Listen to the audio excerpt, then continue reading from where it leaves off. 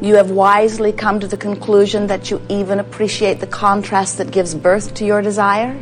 Yes. More contrast, please, yes. We're pushing it, aren't we? Can you stand where you are with things that you desire, not yet fulfilled or completely manifest in your experience, still feeling the thrill of the unfolding? That's good. Because if you stand in your now, wanting something not yet fulfilled, and you are uncomfortable about its not yet fulfillment, then vibrationally you are different from your desire. And your desire cannot come to one who vibrates differently. Law of attraction says that which is likened to itself is drawn. So when you feel enthusiasm for your new desire, then you match it. When you feel anticipation and eagerness, then you match it. When you feel worried about it, you're not a match. When you feel frustrated that it is taking so long, you're not a match. When you feel envy of those who have achieved it while you have not, you are not a match. In other words, your emotions let you know what your vibrational content is. Your emotions are your guidance system that help you to understand at all times where you are in vibrational proximity to your own desires. It's such a wonderful thing when you begin to recognize what your emotions are telling you, because your emotions are your vibrational meter. Everything in our universe, whether we are non-physically focused or physically focused, is vibrational. And sometimes you don't realize that because you're in these physical bodies doing such an excellent job of translating your experience into the physical equivalent through these interpreters in your body that make it possible. Your eyes interpret vibration and so you see. Your ears interpret vibration and so you hear. Even your nose and fingertips and tongue are vibrational interpreters. And your emotional center, which gives you the feeling of anger or joy, that emotional center is a vibrational interpretation of energy. And so as you are understanding that your emotions are letting you know how you're doing vibrationally, and you begin to not only pay attention to the way you feel, but you begin to deliberately guide yourself by feeling. In other words, you reach for feelings. When you begin to reach for feeling, then you reach for vibration. So if you understand that you are extensions of source energy, you are pure positive energy extended into this physical environment, you are truly on the leading edge of thought. And as you are feeling wonderful, as you feel joyful and eager, as you are filled with love or appreciation, in that moment you have found, by virtue of whatever you are choosing to give your attention to, a vibration that so fully matches the source that is you, that there is no resistance in your vibration. You are a perfect extension of your source. And in that moment, you are really being you. You are full of you. You are being the you that you were before you decided to come into this body. You are source in physical form. But if you feel fear or anger or any of those emotions that you would describe as negative emotion, what that means is right now, what is most active in your vibration, in other words, what you're giving your attention to, is not a perfect match to who you are. You've got a different vibration going, and in the process, you've introduced some static, or even a better word for it is resistance, to your signal. So you are not the full receiver. You are not absolutely allowing a full reception of who you are. And in those cases, you do not do as well. When you allow connection, you thrive. You are clear-minded, you are vital and alive, you are full of energy, you feel good, you laugh easily, things unfold wonderfully for you. You guide your life through thought, not with hard work or struggle or effort.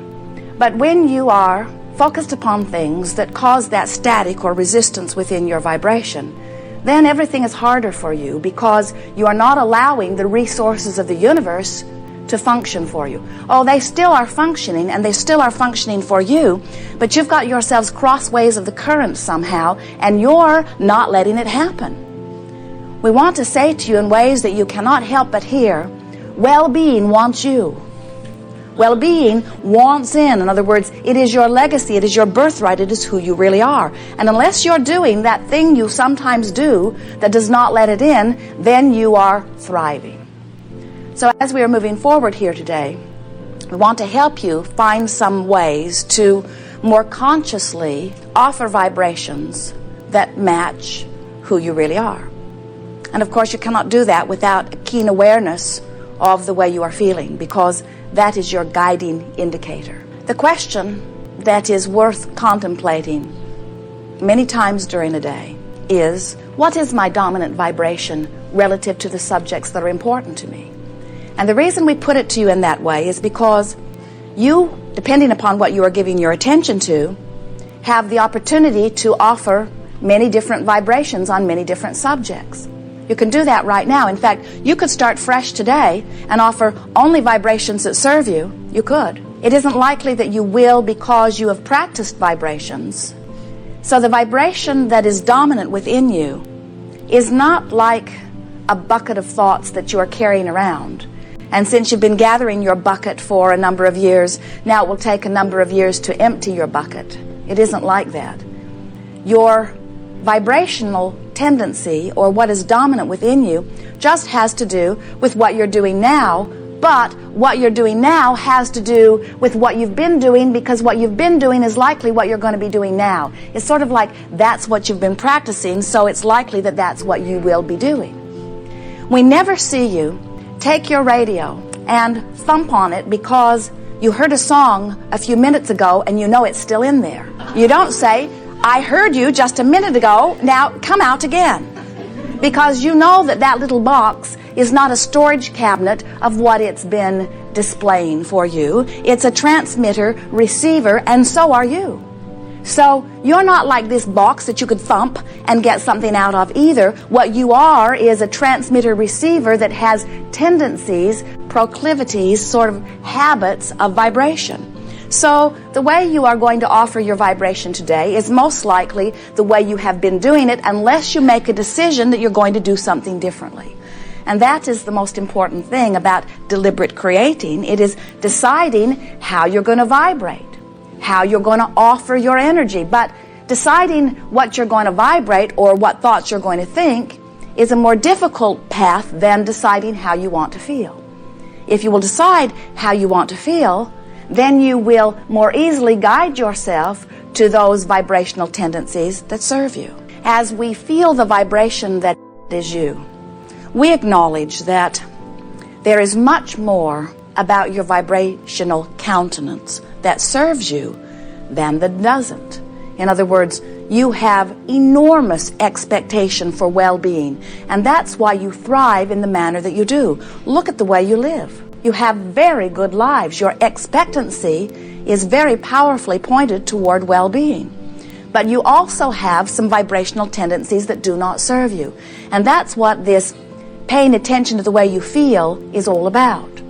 There are some habits of thought that you've picked up along your physical trail that do not serve you. So when we say to you, what is your dominant vibration around the subject of money? We would ask you these questions. When you think about money or abundance, does that feel to you like adventure, like fun? Does it feel like eagerness? Does it feel free? Or when you think about money, do you feel uncomfortable, maybe a little worried, limited? You can tell when we ask the question. Now, sometimes you say, well, I feel some of all of that, and we know you do, but the question that we're asking is, which do you feel more often? And you can tell when we ask the question which way you're leaning. When we ask you, how do you feel about your body? Do you feel free and vital and sure-footed, or do you feel tentative and worried and uncertain? You know, you can tell right away. When you think about your dominant relationship, does it feel like adventure and freedom and joy? Or does it feel like bondage and struggle and hard work? You can tell. Which of these thoughts have you been practicing more? So when we talk about a dominant vibration, what we're really talking about is your point of attraction. We're talking about the way you're most likely to offer a thought if you don't stop and think about offering it in a different way. Another way of saying that is, what vibration is activated within me right now? Well, whatever you are giving your attention to activates a thought. It activates a vibration within you. And those things that you give most of your attention to are those things that are most activated. Over time, they become the most dominant. Someone the other day wanted to talk to us about core beliefs. core beliefs. Core beliefs. It sounded as if it was something unchanging, unchangeable, something sort of permanent. And we say, you have vibrational tendencies. Most of them serve you. Some you may want to change. So when we talk about what is the vibration that is most dominant within you, what we're really talking about is, what are you working on activating? What are you deliberately giving your attention to and holding your attention there long enough that it becomes activated, and then by law of attraction attracts more into itself until eventually, and sooner than you think, it becomes a dominant vibration within you. So as you begin feeling your way through your day-to-day experiences, it becomes easier for you to recognize what it is you are offering, and whether you're doing it deliberately or whether you're doing it by default, whether you're just doing it because you've been doing it. As we listen to you, and as Esther recalls her experiences and begins to recognize that very often there are just ways you feel about things that have nothing to do with now. Sometimes it was an incident that happened when you were 4 or 5 or 10 or 20. Something that happened that really didn't have very much to do with you. It happened to those around you. You observed it. You felt their vibration. It was active in their vibration. You observed it long enough that it became active in your vibration. And so even today, it's an active part of your vibration, even though you don't want it, even though it has nothing to do with you. And so as Esther is listening to you, and as Esther is watching in her own life and paying attention, one day as we're chewing about all of this, Esther got all revved up and she said, I can damn well choose the vibration that is dominant within me. I don't want the television to activate within me. I don't want past experiences to activate within me. I can choose. And we said, well, we had hoped that it would be more positive, but it's a good first step to acknowledge what you want. In other words, everything is like that, isn't it? Your contrast helps you to conclude what you want. That's what step 1 in the creative process is.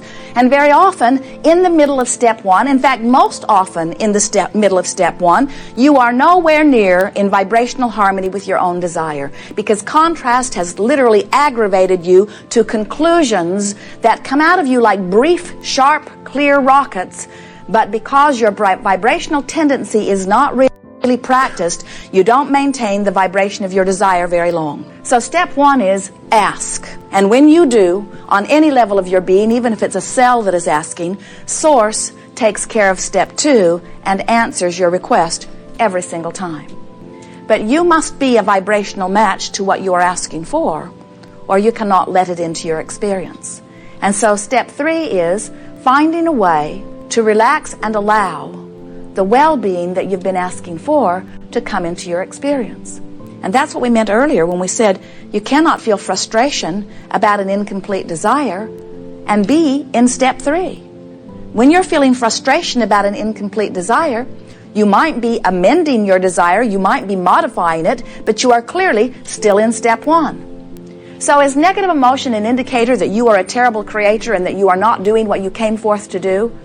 Not at all. Negative emotion is your indicator of your vibrational countenance in the moment. That is true. But what negative emotion really is letting you know where you are offering your vibration. Negative emotion is also, almost without exception, an indication that you are in step 1. And we've noticed that step 1 always comes before step 2. Step 1 always comes before step 3. So if we were standing in your physical shoes and we found ourselves in the middle of something that was making us frustrated, instead of beating up on ourselves about not being in the state of allowing, instead we would say, I'm in step 1. And I'm going to move over to step 3 shortly here, but right now I'm in step 1 and that's all right. This is my clarifying phase. This is where I am determining more clearly what I am wanting. As we talk about the art of allowing, many times we get vibrational, if not verbal arguments from those like you who say, Abraham, that means I should just put up with all of the stuff that people are giving me and like it? That I should carry this banner of non-resistance so that people know that they can just walk over me because I'm never going to give them back what they're asking for? I'm never going to fight back. I'm just going to look sort of like a blank person or feel sort of like a doormat where I just relax and let them have their way with me? And we say, we don't think that you would do that even if we were teaching you to do that. We think when something that you don't like happens, you feel it. We do not think it is possible for you to look at something not in vibrational harmony with who you are or your desire.